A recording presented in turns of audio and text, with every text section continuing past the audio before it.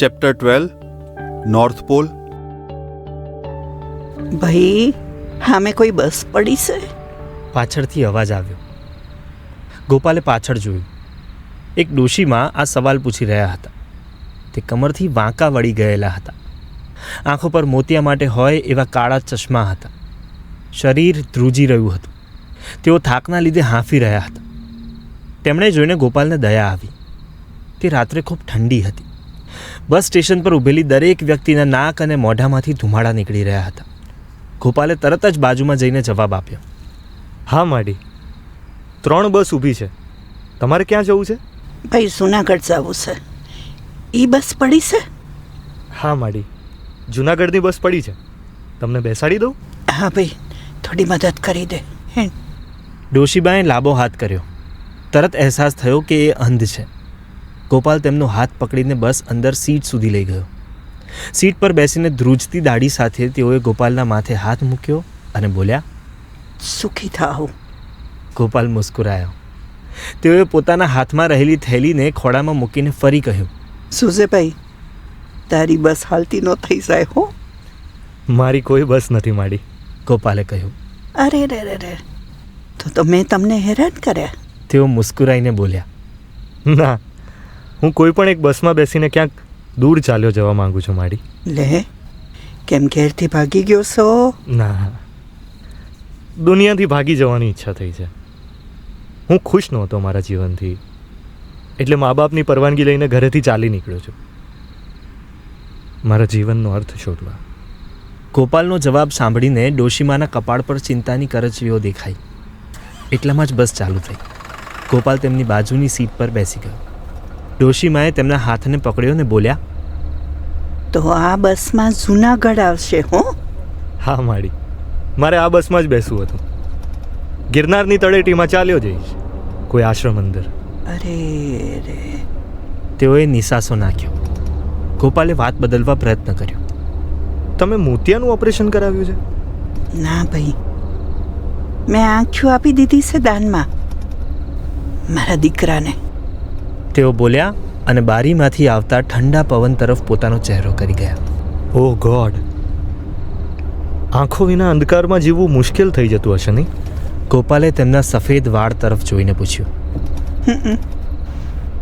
આખું થોડું પરાધીન થઈ ગયું છે, પણ તમે ખુશ છો આ જીવનથી? કેમ ખુશ ન હો? આંધળાઓને મોજમાં રહેવાનો અધિકાર ન? મારો કહેવાનો મતલબ છે, હવે તમને ખુશ થવા માટેનું કારણ એવી આ દુનિયા જ દેખાતી ન હોય તો? લે, માણસને ખુશ થવા માટે કોઈ કારણની જરૂર થોડી પડે છે.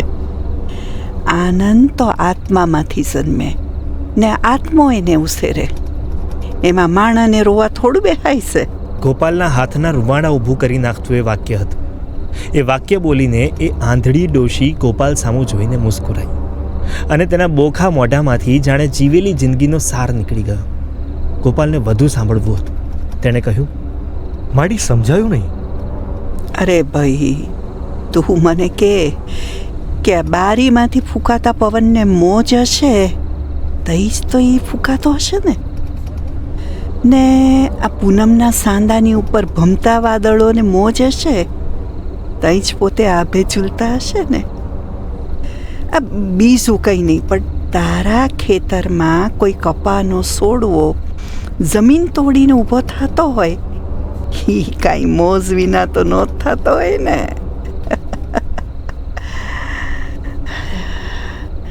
આ માણસ જ આખી દુનિયામાં એવો છે જેને મોજમાં રહેવા કારણોની જરૂર પડે છે. પ્રેમની ને પૈસાની ને નત નવા શોખની જરૂર પડે છે. ગોપાલ ચૂપ થઈ ગયો. જાણે 80 વર્ષના જીવતરને જોયેલી આ વ્યક્તિ પોતાના 1-2 વાક્યમાં બધું જ કહી જતી હતી. તે બારી બહાર દેખાતા ચાંદાને જોવા લાગ્યો. ચાંદો બસની સાથે ભાગી રહ્યો હતો અને ચાંદનીમાં કાળા દેખાતા વૃક્ષો પાછળ સંતાઈને બહાર નીકળ્યા કરતો હતો. ઘણીવાર સુધી તેણે ચૂપ રહીને વિચાર્યા કર્યું. કંડક્ટર ટિકિટ લઈ ગયો. સમય ભાગી રહ્યો હતો. ડોશીમાં સૂઈ ગયા હતા. ગોપાલને તો હજુ જાગવાનું હતું. મોડી રાત્રે 1 વાગે બસ જૂનાગઢમાં ઊભી રહી. તેણે ડોશીમાનો હાથ પકડીને નીચે ઉતાર્યો. તેમને પૂછ્યું, માડી અહીંથી ઘરે કેમ જશો? અરે એ ક્યાં ઉપાધિ છે, ઘર નજીક જ છે, અને હવે તો રસ્તો એની જાતે જ જડી જાય છે. કહીને તેઓ ચાલતા થયા. ગોપાલને તેમને ઘણું પૂછવાની ઈચ્છા થતી હતી. માત્ર એક સવાલ કરવો હતો. થોડે દૂર અંધારામાં તેમની પાછળ જઈને ધીમા અવાજે તેણે પૂછ્યું, માડી, હવે હું શું કરું? ડોશીમાએ પાછું ફરીને જોયું, હસ્યા. આજુબાજુ કૂતરાઓ ભસી રહ્યા હતા.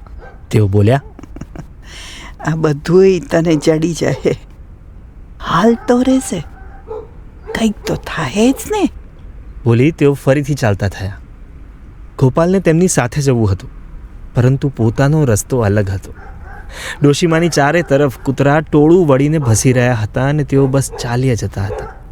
ગોપાલને કૂતરાને લીધે તેઓ ભટકી પડશે એવો ડર લાગ્યો, એટલે મોટેથી બૂમ પાડીને પૂછ્યું, માડી, તમારું ઘર ક્યાં છે? મૂકી જાઉં? તેઓ ચાલતા ચાલતા ખૂબ ધીમેથી બોલ્યા, ઘર? મારું ઘર જ ક્યાં છે? ગોપાલે એ સાંભળ્યું નહીં. એ બસ સ્ટેશન તરફ પાછો ફર્યો અને ચાની લારી પર જઈને સિગારેટ માંગીને બેન્ચ પર બેઠો. ઠંડી ખૂબ હતી. દિમાગ શાંત હતું. શરીર ધ્રુજી રહ્યું હતું. ચાની લારી પર માણસો ચૂપ હતા. માત્ર કેરોસીનના પ્રાઇમસનો અવાજ આવી રહ્યો હતો. ગોપાલ ત્યાં કલાકો સુધી બેઠો રહ્યો. આ ગર્જનાઓ કરતા પ્રાઇમસની જેમ જીવવાની ઈચ્છા થઈ રહી હતી. અવાજ કરવા હતા, બળવું હતું, આગ પેદા કરવી હતી, પછી બુઝાઈ જવું હતું. રાત્રિના 4 વાગ્યા હતા. ચા બનાવનાર માણસ સવારની ચા મૂકી રહ્યો હતો. પોતાની હથેળીમાં ચા લઈને ચાખી રહ્યો હતો. ગોપાલે તેમને પૂછ્યું, કાકા, અહીંયા તળેટીમાં નાગા બાવાઓ ક્યાં રહે છે? ગોપાલનો આ સવાલ સાંભળીને ત્યાં ઊભેલા બીજા 2-3 માણસો હસ્યા. ચા બનાવનાર માણસ બોલ્યો, આ ગરનાર છે ભાઈ, પોતાની સાતીની અંદર કેટલાય જોગીઓને સમાવીને પડ્યો છે. એ ફકીરોના ઠેકાણા ન હોય, ક્યાંય જંગલમાં છુપાઈને બેઠા હશે. કેમ, શું થયું? કંઈ નહીં, મારે ત્યાં જવું છે. હિમ ન મળે. અત્યારે સિઝનમાં તો એ બધાય ચલમો ને ગાંજા ઠપકાઈને પડ્યા હશે ગુફાઓમાં. પણ મારે મળવું છે એ માણસોને. ઊભા રહ્યો, હમણાં એક માર્ગ બતાવું. બેહો થોડી વાર. ગોપાલ બેઠો હતો. ઠંડો પવન ફૂંકાઈ રહ્યો હતો. તેણે ફરીથી એક સિગારેટ ફૂંકી. પેટમાં ભૂખ જાગી રહી હતી. ખિસ્સામાં 1000 રૂપિયા પડ્યા હશે. ગોપાલને તે રૂપિયાની પડી ન હતી. હવે તો બસ નાગું થવું હતું. બસ કોઈ કારણ વિના આ કહેવાતી દુનિયા અને એની દુનિયાદારીથી વાગીને આ જંગલમાં જઈને નાગું થઈને પડ્યું રહેવું હતું. થોડીવાર પછી એક બાવો ત્યાં આવ્યો. શરીર પર એક સફેદ ગંદુ કપડું વીંટળાયેલું હતું. કપાળ પર ભસ્મ હતી. ઉઘાડા પગ, માથા પર લાંબા વાળનો અંબોળો હતો. હાથમાં ધુમાડા કાઢતી ચલમ હતી. ચાની લારી પર આવીને તે ચૂપચાપ ઊભો રહ્યો. તેના ચહેરા પર તેજ હતું, જાણે જગતની કશી પરવા જ નથી તેને. ચા આપવામાં આવી. ગોપાલે ચાવાળા સામે જોયું અને ઈશારો કર્યો.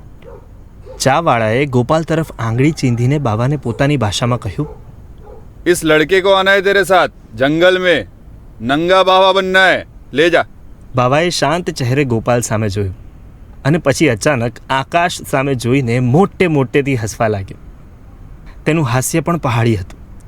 ઠંડીને લઈને તેના ગળામાંથી નીકળતા ધુમાડાઓ ઉપર તરફ જઈને ઉડી રહ્યા હતા. તે ચૂપ થઈ ગયો અને ગોપાલ સામે એક નજરે જોવા લાગ્યો. ગોપાલ તેની આંખોમાં જોઈ રહ્યો હતો. पता है मैं कौन हूँ? अलक निरंजन, अलक निरंजन. તે ગોપાલની નજીક બેન્ચ પાસે આવીને બોલ્યો, હમ અઘોરી હૈ. ગોપાલ તેમની સામે જોઈને મુસ્કુરાયો. બસ પછી કશું કોઈ બોલ્યું નહીં. બાવાએ ચા પીધી અને ચૂપચાપ અંધારા તરફ ચાલતો થયો. જા, એની પાછળ ચાલ્યો જા. ઊભો થા. મનમાં અવાજો પેદા થતા હતા. ગોપાલ ઊભો થયો અને બાવાની પાછળ ચાલતો થયો. બાવો ખૂબ ઝડપથી ચાલી રહ્યો હતો. તેણે પાછળ ફરીને ગોપાલ સામે જોયું. ગોપાલ મુસ્કુરાયો. બાવો ચાલતો રહ્યો. શહેરમાં ધુમ્મસ હતું. 4-5 કિલોમીટર ચાલીને ગોપાલ હાંફી રહ્યો હતો. દિમાગ કોઈક વિચાર પેદા કરતું ન હતું. જે થાય તે થવા દે, બસ તું જા. ગિરનારની તળેટી આવી. જંગલ ચાલુ થયું. બાવો નાનકડી દિવાલ કૂદીને જંગલમાં ઘૂસ્યો. ફરી પાછળ જોયું. પાછળ ધુમ્મસ ભરી ઝાડીઓમાંથી આવતા ગોપાલના શરીરને જોયું. તે ઊભો રહ્યો. ગોપાલને હૃદયમાં ધ્રાસકો પડ્યો. એની પાસે જા. તે બાવા પાસે જઈને ઊભો રહ્યો. બંને ફરી ચૂપચાપ સાથે ચાલતા થયા. અંધારું હતું. ઠંડીમાં લાંબા અવાજે રડતા કૂતરાઓના અવાજ આવી રહ્યા હતા. જમીન પર ખરેલા સૂકા પાંદડાઓ નીચેથી ઘરોડીઓ અને ખિસકોલીઓ ભાગતી હોય એવા અવાજો આવી રહ્યા હતા. કોઈ રસ્તો ન હતો. નવો રસ્તો બની રહ્યો હતો. મોટા પથ્થરો આવી રહ્યા હતા. બાવો ઊભો રહ્યો. અંધારામાં જોરથી સાદ પાડ્યો. અલખ નિરંજન! એ સાવજ જેવા અવાજથી ગોપાલ ભડકી ગયો. હાથમાં રૂંવાડા ઊભા થઈ ગયા. થોડીવાર પછી ઝાંખા અંધારામાં ધુમ્મસ વચ્ચે બીજા બે શરીર દેખાયા. છાતી પર ગરમ ભસ્મ ચોડતા બે પાતળા નગ્ન શરીર. તેમણે નજીક આવીને ગોપાલને જોયો. તેમને જાણે કશો જ ફરક પડતો ન હતો. તેમના શરીરને ગોપાલ જોતો રહ્યો. નીચે લબડતા અંગ અને તેની ફરતા વાળના ગૂંચડાને તે જોતો રહ્યો. ચારે અજાણી દિશા તરફ ચાલવા લાગ્યા. કપડે નિકાલ દે. ચાલતા ચાલતા એક બાવો બોલ્યો. ગોપાલને ખબર પડી કે તે તેને કહી રહ્યો હતો. બીજી જ સેકન્ડે ચાલતા ચાલતા જ ગોપાલે પોતાનું સ્વેટર, શર્ટ અને પેન્ટ કાઢીને ઝાડીમાં ફેંકી દીધા. બાવાએ તેની સામે જોયું. ગોપાલે પેન્ટના ખિસ્સામાંથી 1000 રૂપિયા કાઢીને હાથમાં પકડીને રાખ્યા હતા અને જોકી લખેલી ચડ્ડી હજુ પહેરેલી હતી. પગમાં ચંપલ હતી. બાવો ઊભો રહ્યો ને મોટેથી બોલ્યો, नंगा हो जा बच्चे, इधर सब नंगे हैं, पूरी दुनिया नंगी है. अलख निरंजन! ગોપાલે તરત જ ચડ્ડી કાઢીને ફેંકી દીધી. થોડા ગુસ્સામાં હાથમાં રાખેલી નોટોને છેલ્લી વાર જોઈ અને પછી જોરથી હવામાં ઉડાડી દીધી. ચપ્પલ અંદરથી પગ કાઢી નાખ્યા અને બીજો વિચાર કર્યા વિના એ બધાની સાથે ચાલવા લાગ્યો. અંધારા અને ધુમ્મસ વચ્ચે ઠંડી હવા શરીર પર વાગી. ઝાડીઓ અને કાંટાઓ શરીર સાથે ઘસાયા. હજુ સવાર થવાને વાર હતી. એ 4 નગ્ન આદમીઓ ઊભા રહ્યા. સામે બે મોટા પથ્થરની નીચે એક મોટી ગુફા હતી. અંધકાર હતો. ગુફાના પ્રવેશ આગળ ધુમ્મસ હતું. બહાર પાણીનું એક નાનકડું ખૂબ પાતળું ઝરણું વહી રહ્યું હતું. ઝરણાના પાણીની અંદર એક અઘોરી આંખો બંધ કરીને મળદાની જેમ પડ્યો હતો. તેના શરીર પરથી રાખ નીકળીને પાણીમાં વહી રહી હતી. તેના લાંબા વાળ પાણીમાં ફેલાયેલા હતા. ગોપાલનું શરીર ઠંડુ પડી ગયું હતું. ડર અને ઠંડી હવાને લીધે તે ધ્રુજી રહ્યો હતો. ચિક્કાર શાંતિ હતી. માત્ર પાણી વહેવાનો અવાજ આવી રહ્યો હતો.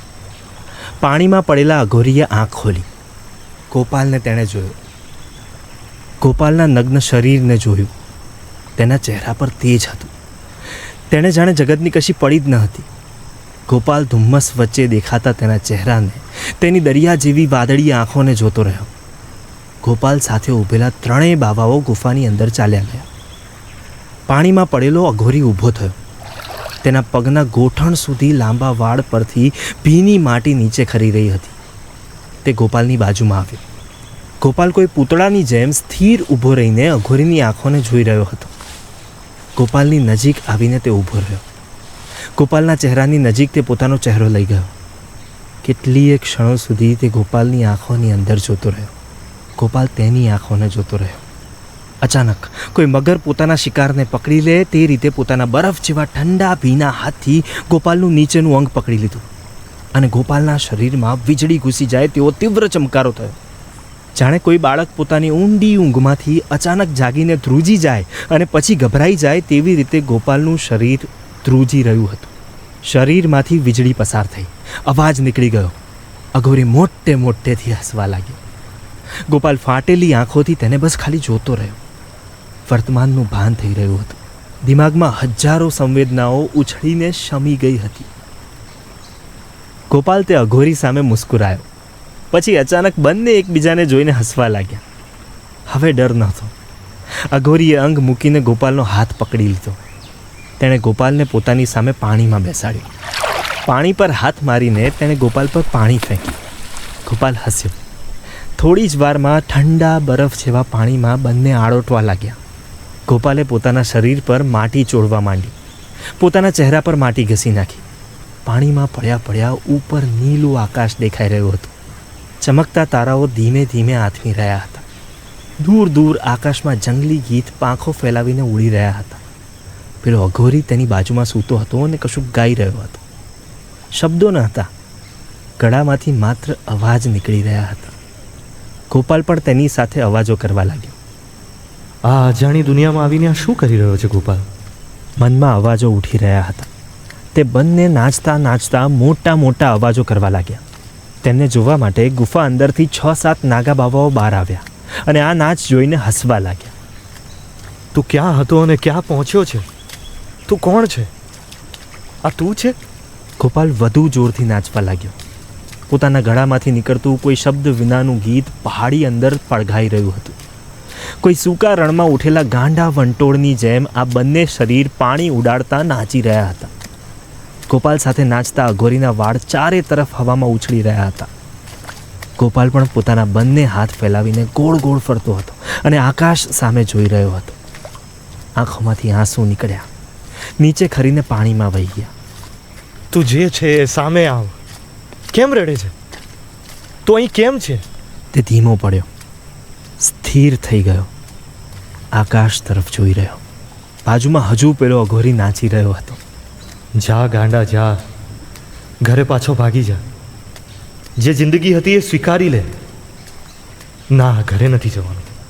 તારે જાતને શોધવાની છે, તારું ગમતું કામ શોધવાનું છે, તારી જિંદગી શોધવાની છે. અહીં પડ્યું રહેવાનું છે. ગોપાલને સ્થિર જોઈને પેલો અઘોરી ઊભો રહ્યો. હાંફી રહેલા ગોપાલની આંસુ ભરેલી આંખો જોઈ. જાણે બધું જ સમજી ગયો હોય ને બધું જ જાણતો હોય તેમ તેણે ગોપાલના ખભા ઉપર હાથ મૂક્યો. ગોપાલે તેના ચહેરા સામે જોયું અને તેના શબ્દો સાંભળ્યા. बेटे छोड़ दे सब, भूल जा सब. तेरे सीने में जो आग है वो उगाल दे. तेरे सीने में जो बच्चा बैठा है उसे बाहर निकाल दे. नाच गोपाल, चिल्ला दे, नया जन्म ले, भुला दे, आवाज दे खुद को. अलख निरंजन.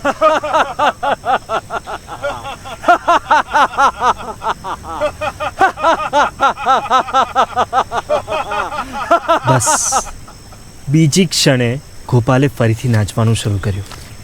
ગળામાંથી રાડો નાખવાનું શરૂ કર્યું. જાણે પોતાની જાત સાથે બદલો લઈ રહ્યો હોય તેમ એ અવાજો કાઢી રહ્યો હતો. જાણે છાતીમાં એસિડ ભર્યું હોય અને એ બધું જ એસિડ એ ઉલટી કરવા માંગતો હતો. નાચતા નાચતા પોતાની જિંદગી સામે આવતી હતી. દિમાગમાં જૂના દ્રશ્યો આવી રહ્યા હતા.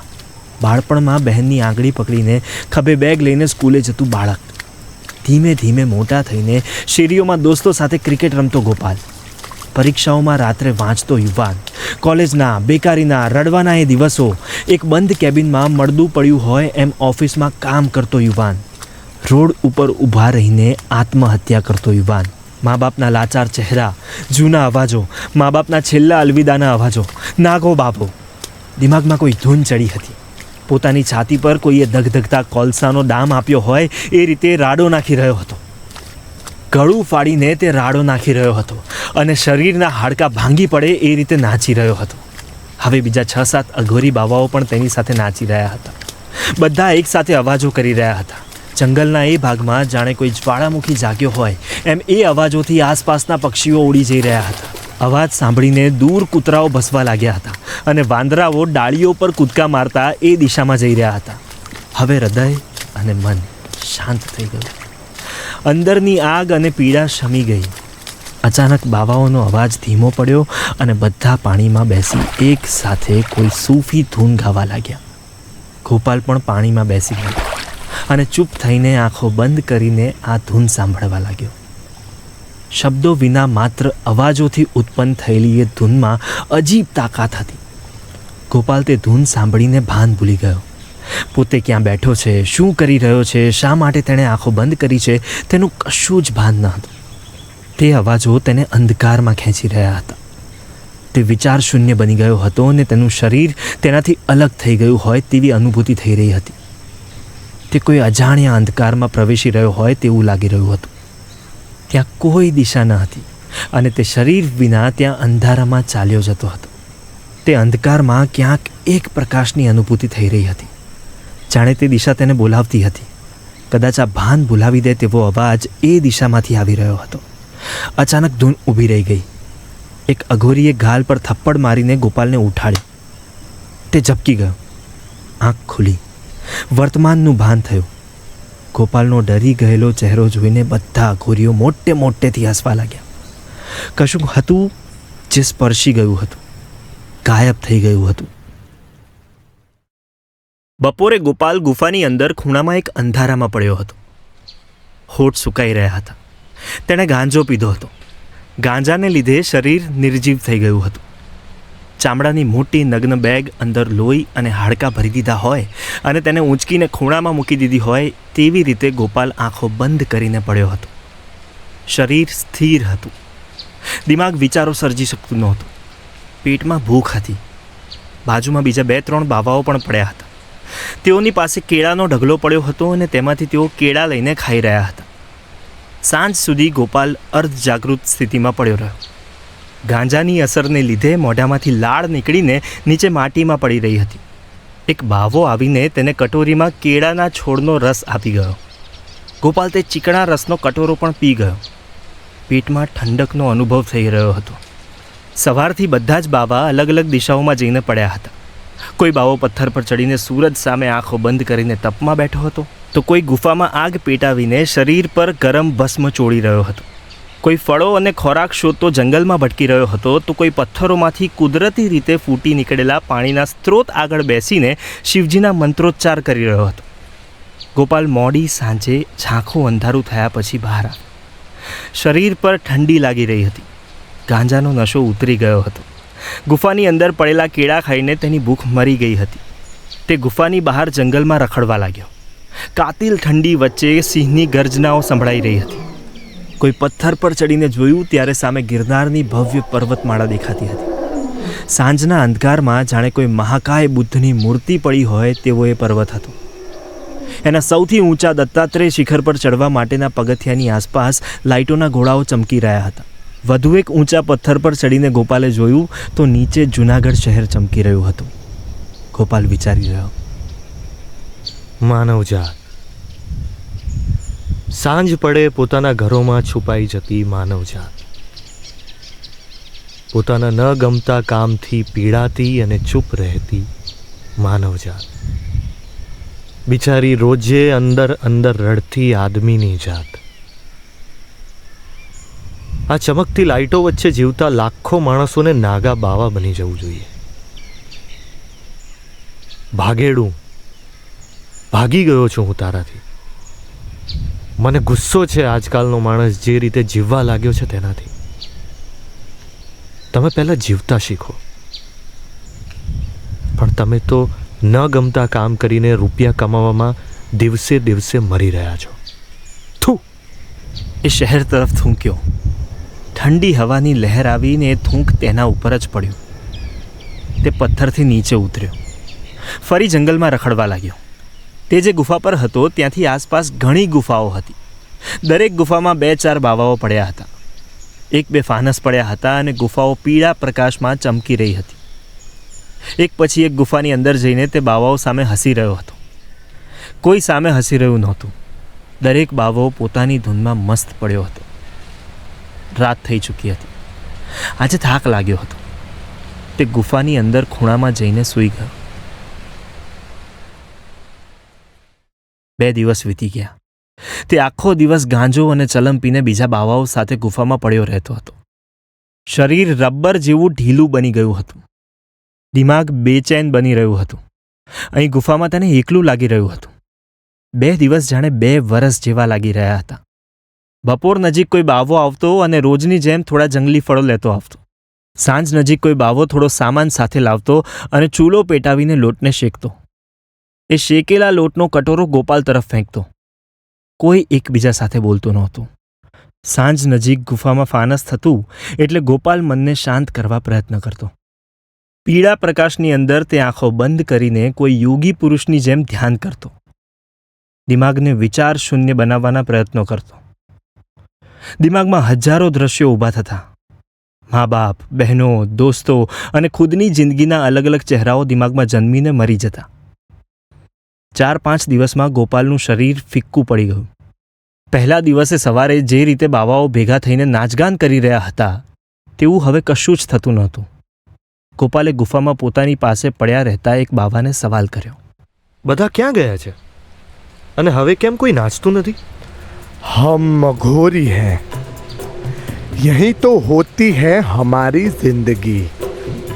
कभी कभी महीनों तक हम बोलते नहीं हैं, खाते नहीं हैं, ध्यान में चले जाते हैं।